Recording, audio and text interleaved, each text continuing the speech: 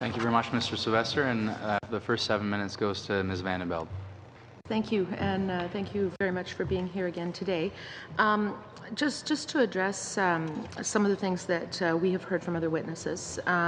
When you came before the committee before, I asked you about the psychosocial profiles that were being used on Facebook to target certain audiences, and I asked if you still had any of these scores in your databases, and your answer to me was, we're not a data company, so we have no interest in any of that.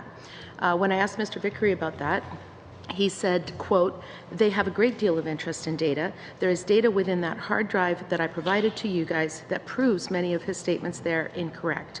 I really am surprised that he would state those things," unquote. Given that the committee is now in possession of the hard drive, did you want to revise that statement? No. The information I said before was correct. We're not a data company. We don't sell data. We don't sell access to data. We provide software that certainly uses information and data, but it's not information that we sell to clients or transfer between one party or another. It's only the information that's provided by the client for use with that client. And so, no, I wouldn't change my statement at all. Okay, so you never retain data and use it for one client or another? We've never taken information from one client and shared it with another client, no. Okay, who owns your intellectual property? Well, our intellectual property is owned by us. We also have clients who at times ask us to write software that they want to own at the end of the contract, in which case we will have a contract that includes them after having paid us, and if they're happy with the product, we then transfer the code to them and then they own that code. Mr. Wiley told us that all of that you have one client, your client is SCL, and that your intellectual data is, or your intellectual property is owned by SCL. There's no ownership arrangement in terms of your data? In terms of our which? Your intellectual property. Mr. Wiley told us that it was owned by SCL, that all of your intellectual property is, it belongs to SCL. That's not accurate. So we did have a contract with SCL in 2014 for the creation of the political customer relationship management tool, and at the end of that contract, then they paid us, then they owned the code for that tool. With respect to other work, we have done some work with SCL where we retained the ownership of the code, and we've done work for other clients where they would like to retain ownership after the code is, but that's a standard process for contract software development. How many clients have you had? From when we began, less than 100, but. And those are clients specifically of AIQ. They're not clients of SCL that you were doing work through them. So we do work with, like with SCL, for example, we did work for a number of their clients as well, but it was all through SCL. So SCL, for example, we started with Trinidad and Tobago. So that was one client. Then we did some work during the midterms, and there were a variety of campaigns during the midterms in 2014. And then we worked with them on the presidential primary after that. But then we also have our own clients completely separate of that. So outside of the clients that you have through SCL, how many of your own clients would you have? Like right now? At any point? I mean, it would range depending on the situation. Like when we first started out, we only had a few. More recently, we had quite a few more. And right now we've got a small number of clients, like less than 10 right now. And you've never taken data that you gathered through one client and transferred it and used it for another client? No, not at all. Okay. Now, you told us last time that you had access to turnout scores or ranking scores that you had received through SCL, and that you used that in order to determine who to target on Facebook. Can you tell us whether, because one of the things that we've heard is that rather than just using Facebook's tools, as you mentioned to us, of demographics and age groups, that you've actually uploaded custom lists to Facebook. So is it true that you have taken custom lists? And if you did, where did you get those lists from? Yeah, we have used custom lists. The majority of advertising we do is through the demographic type of group-based advertising that we were speaking about.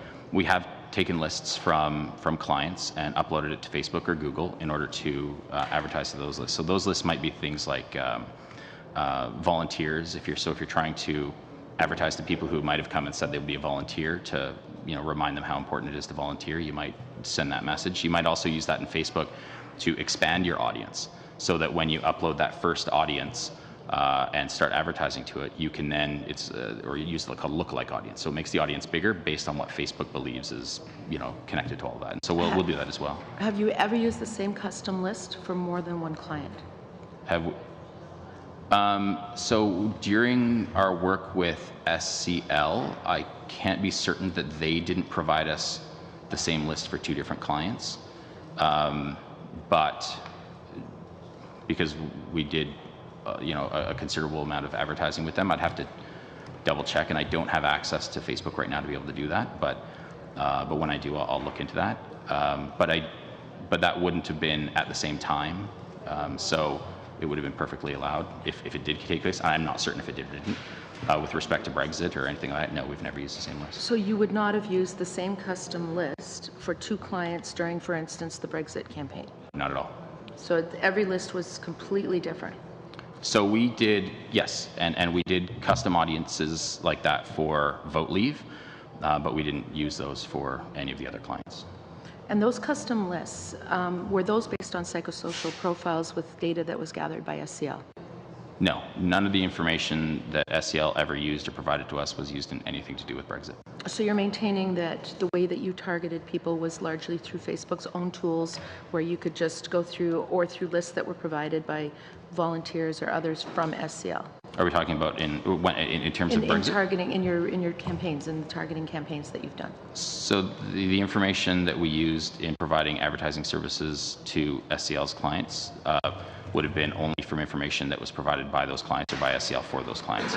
All the advertising we did on behalf of either Vote Leave or Be Leave or veterans or DUP was only using information that was provided by those specific clients. So if SCL was giving you the same data for more than one of their clients, that means SCL themselves were keeping data from client to client.